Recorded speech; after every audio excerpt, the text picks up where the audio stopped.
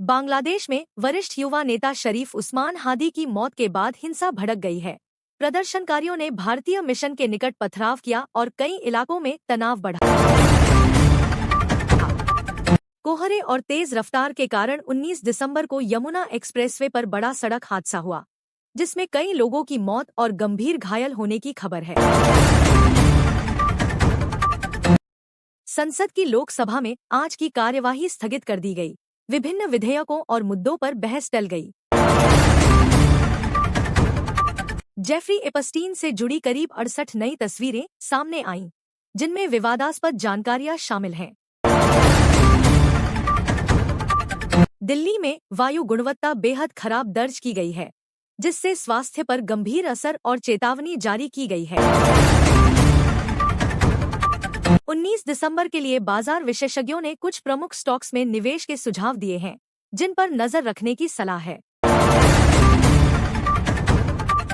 PM Narendra Modi को Oman का सर्वोच्च नागरिक सम्मान ऑर्डर ऑफ ओमान से नवाजा गया है। भारत ओमान रिश्तों को मजबूती मिली है। यूरोपीय संघ के शीर्ष नेताओं को 2026 गणतंत्र दिवस समारोह के मुख्य अतिथि के रूप में बुलाया जा सकता है, जिससे वैश्विक संबंधों में उड़ान देखी जा रही है। दिल्ली प्रदूषण के मुद्दे पर अरविंद केजरीवाल ने केंद्र पर नाराजगी जताई और अधिक कड़े कदम उठाने की मांग की। इलाहाबाद उच्च न्यायालय ने लिव इन संबंधों पर टिप्पणी की है। समाज में बदलावों को देखते हुए फैसले दिए जा रहे हैं।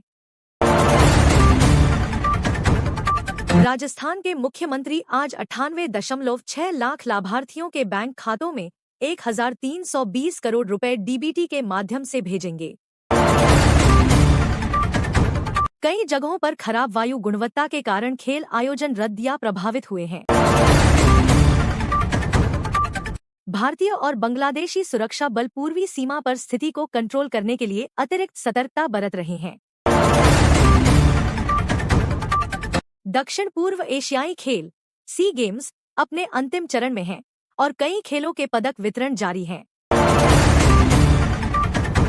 19 दिसंबर को नानजिंग मेट्रो में नई लाइनें शुरू हुई, जिससे यात्रियों को बेहतर कनेक्टिविटी मिलेगी। सऊदी अरब ने 2028 में डब्ल्यूटीओ की बड़ी मंत्रिस्तरीय बैठक की मेजबानी का प्रस्ताव रखा है, जो वैश्विक व्यापार को प्रभावित करेगा। ऑस्ट्रेलिया में गन नियंत्रण कानूनों को बढ़ाने का प्रस्ताव है और एक नए बड़े गन खरीद कार्यक्रम पर भी विचार हो रहा है। BBC sports personality of the year 2025 समारोह आज हुआ, जिसमें कई खेल सितारे सम्मानित हुए। भारत के कुछ राज्यों में योजनाओं और रोजगार योजनाओं को लेकर राजनीतिक विमर्श जारी है। आज के स्कूल असेंबली समाचार में प्रमुख राष्ट्रीय और अंतर्राष्ट्रीय विषयों को उजागर किया गया है। भारत की महिला ब्लाइंड क्रिकेट टीम को सचिन तेंदुलकर ने सम्मानित किया। उनकी उपलब्धि सराहनीय है। आज के अंक भविष्य और राशिफल आधारित सुझाव का समाचार भी लोग पढ़ रहे हैं। आज का पंचांग पौष अमावस्या पर आधारित शुभ समय का विवरण दे रहा है। हिंसा के बीच कुछ पत्रकारों पर भी हमला हुआ और कई मीडिया कार्यालय बंद हो गए। स्थिति तनावपूर्ण है। भारत सरकार ने शांति बिल संसद में पास किया, जो भारत के नागरिक परमाणु ऊर्जा क्षेत्र को निजी कंपनियों के लिए खोलता है और 100 GW तक ऊर्जा लक्ष्य का समर्थन करता है। भारत और ओमान के बीच व्यापक आर्थिक भागीदारी समझौता CEPA पर हस्ताक्षर हुए, जिससे दोनों देशों के व्यापार, निवेश और सेवा क्षेत्रों में सहयोग बढ़ेगा। दिल्ली NCR में घना कोहरा और गंभीर प्रदूषण की स्थिति बन गई। राजधानी का AQI 500 से ऊपर पहुंच गया है, जिससे स्वास्थ्य व वाहन संचालन प्रभावित हुआ।